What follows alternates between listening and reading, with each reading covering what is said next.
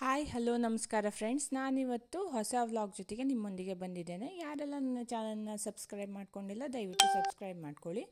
ನಾನಿವತ್ತು ಇಡ್ಲಿಗೆ ಸಾಂಬಾರು ಮಾಡೋದು ಹೇಗೆ ಅಂತ ತೋರಿಸ್ತಾ ಇದ್ದೀನಿ. ಇದು ತುಂಬಾ ಟೇಸ್ಟಿಯಾಗಿರುತ್ತೆ. ಒಂದು ಸಲ ಮನೇಲಿ ಟ್ರೈ ಮಾಡಿ.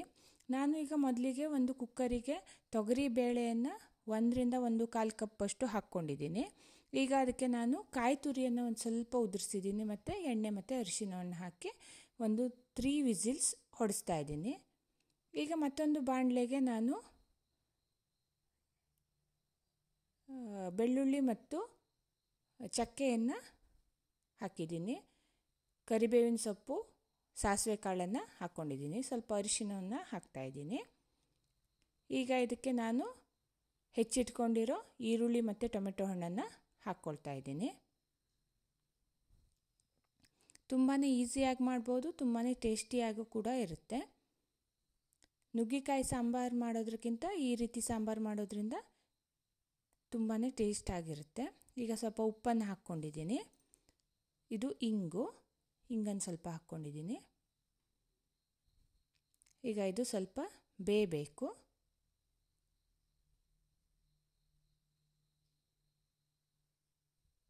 ಈಗ ಇದಕ್ಕೆ 1 ರಿಂದ 2 ಸ್ಪೂನಷ್ಟು ಬೆಲ್ಲವನ್ನು ಹಾಕ್ಕೊಳ್ತಾ ಇದ್ದೀನಿ. ಸಕ್ಕರೆಯನ್ನು ಹಾಕ್ಕೊಳ್ತಾ ಇಲ್ಲ ನಾನು. ಬೆಲ್ಲ ತುಂಬಾ ಟೇಸ್ಟ್ ಕೊಡುತ್ತೆ ಅಂತ ಬೆಲ್ಲವನ್ನು ಹಾಕ್ಕೊಳ್ತಾ ಇದ್ದೀನಿ.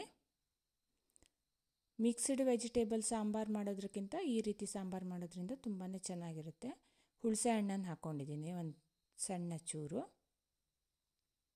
ಈಗ ಇದು ಚೆನ್ನಾಗಿ ಕುದೀತಾ ಇದೆ.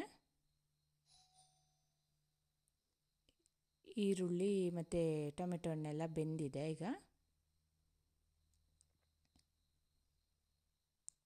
ಈಗ ಇದಕ್ಕೆ ನಾನು ಸಾಂಬಾರು ಪೌಡರ್, ಅಚ್ಚ ಖಾರದ ಪುಡಿ 1/4 ಸ್ಪೂನು,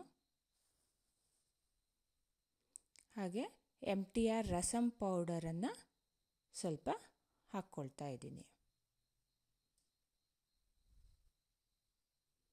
ಇದು ಚೆನ್ನಾಗಿ ಟೇಸ್ಟ್ ಕೊಡುತ್ತೆ ಅಂತ ಈ ರೀತಿ ರಸಂ ಪೌಡರನ್ನು ಹಾಕ್ಕೊಳ್ತಾ ಇದ್ದೀನಿ.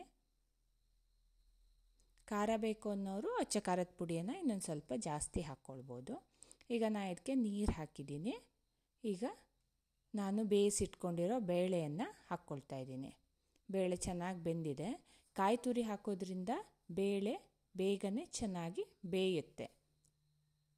ಎಣ್ಣೆ ಮತ್ತು ಅರಿಶಿನಕ್ಕಿಂತ ಕಾಯಿ ತುರಿಯನ್ನು 1-2 ಹಾಕಿದ್ರೆ ತುಂಬ ಚೆನ್ನಾಗಿ ಬೇಯುತ್ತೆ ಬೇಳೆ.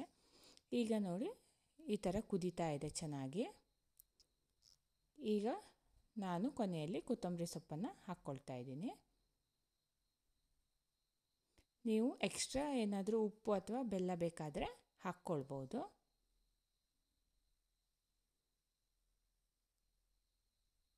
ಈಗ ನೋಡಿ ರುಚಿಕರವಾದಂಥ ಟೊಮೆಟೊ ಸಾಂಬಾರು ರೆಡಿಯಾಗಿದೆ. ಇಡ್ಲಿಗೆ ತುಂಬ ಚೆನ್ನಾಗಿರುತ್ತೆ.